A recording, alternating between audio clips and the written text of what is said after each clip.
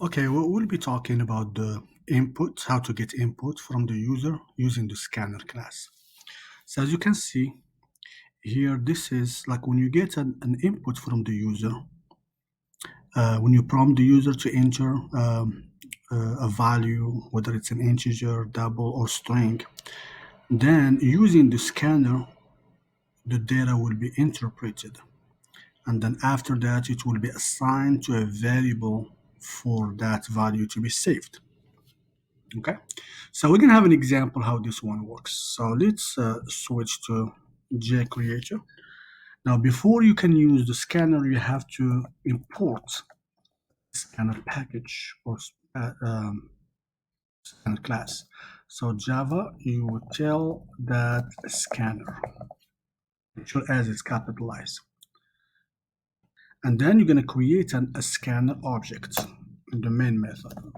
Scanner, you give it a name, any name. Let's call it scan. New scanner system in. System in, remember system out is to get the information out. System in to get the information in. And now we're going to prompt the user because the user will not enter the value on his own or on her own. You need to prompt him or prompt her to enter that information. So we're going to put system out print line, enter, for example, your name, enter your name. Now the name, which variable we're going to be using, what data type we're going to be using to save the name. A name is not an integer, it's not double, so it's not a character. It is what we call a string. And string is a different data type. It's not part of the 8 primitive data types, the primitive data type that we talked about. It's a different one. It's under object variable. We're going to be talking about string class in a different chapter. But for now, just understand that every time you want to save characters like a text, then string is the right data type. So we're going to call it name. And then here we're going to get the user input using scan. Look, scan that next line. That means whatever the user typed, scan it and then save it in a variable called name. Okay, now let's ask him about something else. Let's say we want to add 2 values. So we're going to do the same thing, enter the first number. So here we're going to be using the integer variable. So let's say num1. One more time, whatever, because here you are prompting the user to enter a number. He will enter something. And then you need to scan it and then save it in a variable using the scanner method scan. Next int. So as you can see, whatever method we are calling, it has to match with the variable or the data type where you're going to save this value. So next line matches with string. Next int matches with integer. If we have double, then we should call the method next double. So, and then let's prompt for the second value. Let's say we're trying to add 2 numbers. So prompt him to enter the second number. Enter the second number.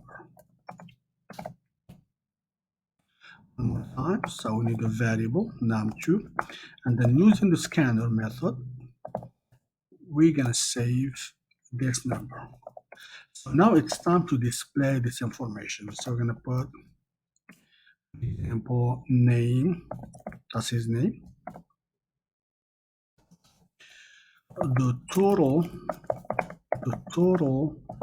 of the 2 values is, and then we're going to add num1 plus num2. So they are already saved. We're going to add them up. So let's build the program and see. So build the program. See, there's no error. And then run the program. Once you run the program, what's the first thing you're going to see? You're going to see this prompt, enter your name, and then the program will wait for an input from the user. So as you can see right here, we run the program, and then you're going to see the first prompt, enter your name and weight. So the program will stop right here. It's not going to move forward until you get an input from the user. So let's say, for example, David. Okay. Once you hit the enter key, then it will move on to the next line. So hit the enter key, say enter the first number. Let's say 10. So once you hit the enter key, then it's going to move on to the second prompt, enter the second number. Let's say 15. Now, once you hit the enter key, it will be saved and then it will display the results. See, David, the total of the two values is 25. Okay, so that's how we save the input from the user using the scanner class. Okay, thank you for watching and see you in the next lecture.